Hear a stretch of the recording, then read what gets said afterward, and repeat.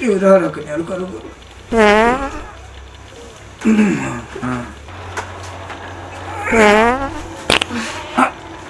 रुक जा कन्या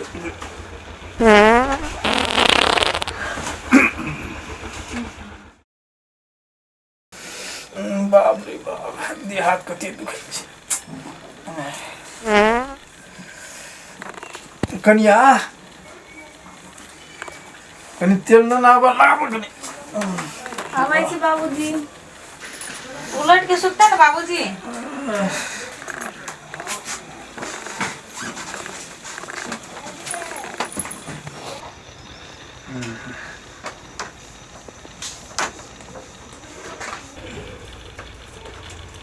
रह कन्या रुको रुको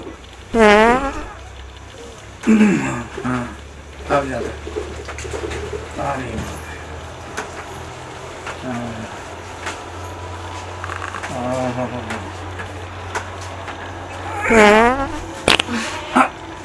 अरे बाबू बात पा दै छी रुक जा कन्या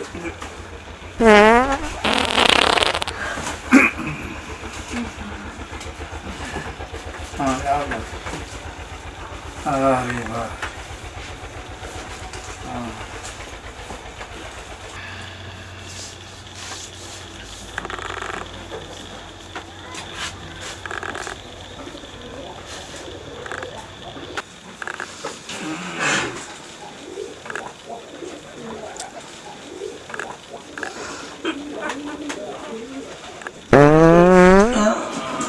दखै नै छ बुढ़वा जातै छ पछाडी में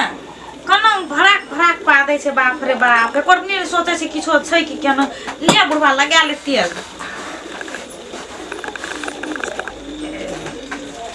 देह पर जो हाथ पड़ते तो वही ना लोग कहे छे अरे एते जोर से मारलकै जे गाड़ के सिले तोड़ देलकै बाप ये ना है छे कते हाथ रोड कर छे कर हैं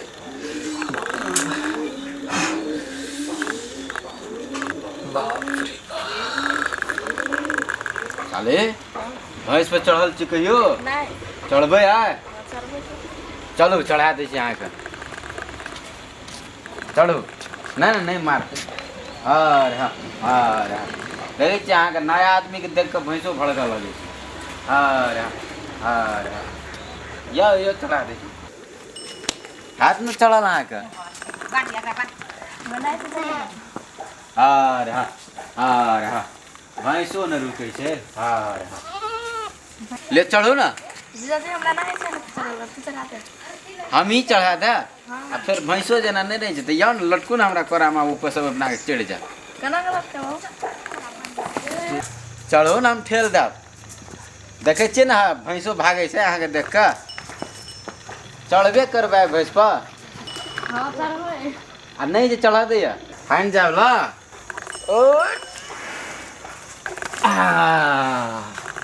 अब घूमत रहो कनी देर भैंस पर अब निक लगैया फिर देखब जे उछल के गिरा नहीं दे गिरा देबै हाथ टांग टूट जाए तो फिर कहबै जीजा जी भैंस पर चढ़ा के हाथी तोड़ दै तब दीदी के जाके कहबै जे हमरा चढ़ा के हाथ तोड़ देलको हाला लगतै तो फाइन जा हेतै लिया चढ़ना रहिए कहियो बाप जी ने हम नहीं चढ़ना फर्स्टे चढ़ लिया गधा जन्म छूट गया ना तो लिया चलिए आप उतर जाओ चलो लिया चल आब ओकरा जे से कुटी लाइब के दियो बुझलिए ओकरा खाय पिए ले देबै तो अहूँ के चढ़ा दे जेना चढ़ै छी ना तहिना वो चढ़ा दे चलो कुटी काट के दियो चिन्हा पर्ची करू भैंस से